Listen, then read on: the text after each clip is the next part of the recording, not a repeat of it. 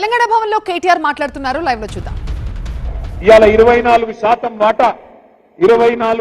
వాటా దక్షిణాది రాష్ట్రాలకు పార్లమెంట్ లో ఉన్నది. దాన్ని యథాతథంగా మెయింటైన్ చేయాల్సిందే. లేకపోతే మాత్రం ఎట్టి పరిస్థితుల్లో తిరుగుబాటుకు పెద్ద ఉద్యమానికి కూడా టీఆర్ఎస్ఏ నాయకత్వం వహిస్తుంది. అవసరమైతే కేసీఆర్ గారే ముందుండి నడిపిస్తారనే మాట కూడా నేను భారతీయ జనతా పార్టీకి కేంద్ర ప్రభుత్వాన్ని కూడా చెప్తా ఉన్నా. ఇంకొక మాట కూడా గుర్తుపెట్టుకోవాలి మనందరం కూడా. ఇవాళ సందిట్లో సడేమియా లెక్క కాంగ్రెస్ బలహీనమైంది కాబట్టి మాకేమన్నా ఛాన్స్ దొరుకుతుందేమో అని చెప్పి మీ మేడ్చల్లో కూడా మొన్న బీజేపీ ప్రయత్నం చేసింది. కానీ మల్లారెడ్డి గారి నాయకత్వంలో 3 మున్సిపాలిటీలుంటే బ్రహ్మాండమైన విజయం సాధించినందుకు గట్టిగా చప్పట్లతో మేడ్చల్ కార్యకర్తలకు మల్లారెడ్డి గారికి ప్రత్యేకంగా అభినందనలు కూడా నేను తెలియజేస్తా ఉన్నా.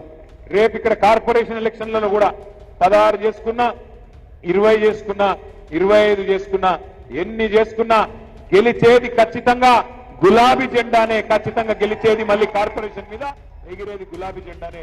ఎందుకంటే హైదరాబాద్ ప్రజలు విసిగిపోయి ఉన్నారు.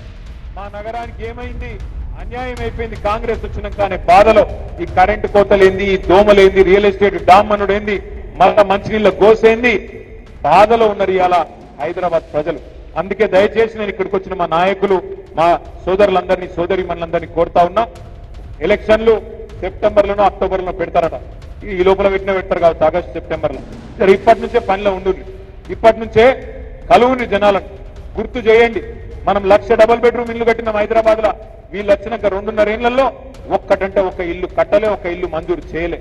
ఒక్క ఇల్లు కట్టకపోగా వేలాది ఇల్లు కూలగొట్టింది. ఈ రోజు కూడా కూలగొడుతూనే ఉన్నారు. గరీబోళ్ల వ్యతిరేక ప్రభుత్వం ఇది, బుల్డోజర్ ప్రభుత్వం ఇది. ఇట్లాంటి ప్రభుత్వాన్ని కొనసాగనిస్తే వాళ్ళ కార్పొరేషన్లో ఓటేస్తే నీ ఇల్లే కూలగొడతాడని చెప్పాలి.